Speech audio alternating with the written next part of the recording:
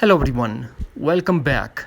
Today in this video I'm going to show you how to download Google, YouTube, Instagram, TikTok, Facebook, Twitter, SoundCloud and any website video in your iPhone on one platform with single click. So without wasting any time, let's get started. First of all, launch App Store and search for the application offline. I already have, so tap to open.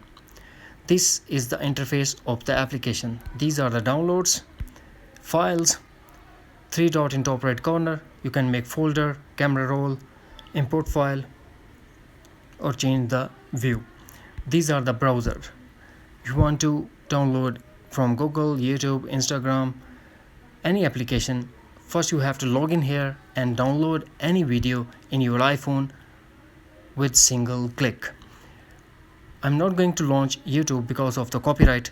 So when we launch or open any video, a pop-up window will appear and this application will allow you to download any file or copy URL, and you can just click on download and video will start downloading in your iPhone.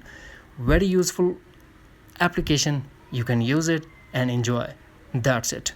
Hopefully friends, you found this video helpful, so please do like, share and subscribe. Thanks for watching. Take care. Bye bye.